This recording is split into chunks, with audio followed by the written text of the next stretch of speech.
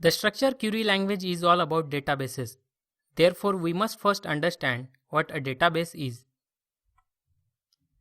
The database is a structured set of information or data organized in such a way that a computer program can quickly access, manage, and update it.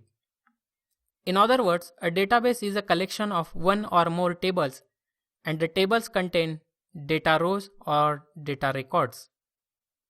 Imagine database with an example of a refrigerator. The refrigerator is a database. The various compartments in the refrigerator are tables, and the vegetables, food, and beverages stored inside refrigerator compartments are the data. To interact with any database, first, the user must have an appropriate privileges to access the database. Secondly, the user must select the database before executing any SQL statement. The SQL statement to display an existing database is show databases. The SQL statement will return all the existing databases in our database management software. The SQL statement to create a new database is create database school, where school is the new database name. To use a database, the SQL statement is again very simple. Use school, where school is an existing database name. And the SQL statement to delete a database is drop database school, where school is an existing database name. Now let's learn with some practical examples. Here I have logged in my MySQL database server using my root username and password. Let's display all the existing databases using the SQL statement show databases.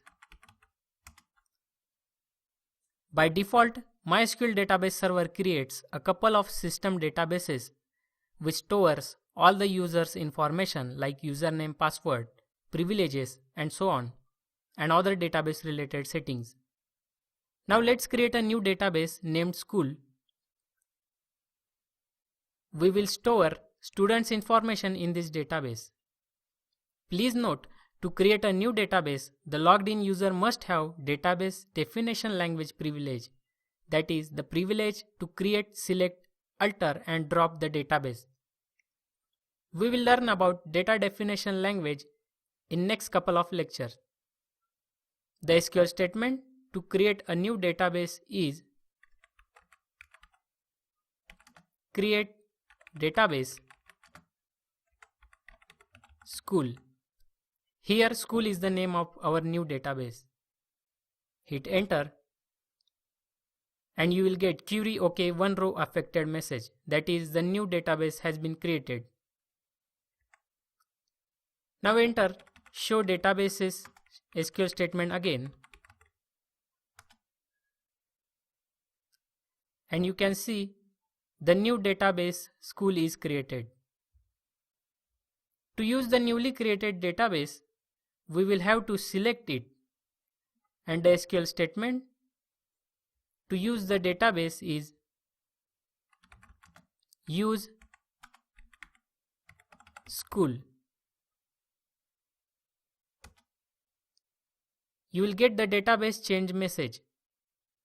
At the moment, our database is empty. There are no tables or data rows inside the new database. We will create and populate the table with the data in next lecture. In this lecture, we will use and display the data from another database. Type use MySQL to use MySQL's default database.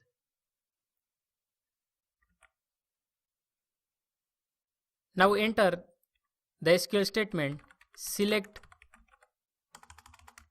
user from user. This query will return all the usernames that exist in the user table of MySQL database. Notice the username admin we created in previous section. Finally, let's remove the newly created database. And the SQL statement to delete a database is drop database school.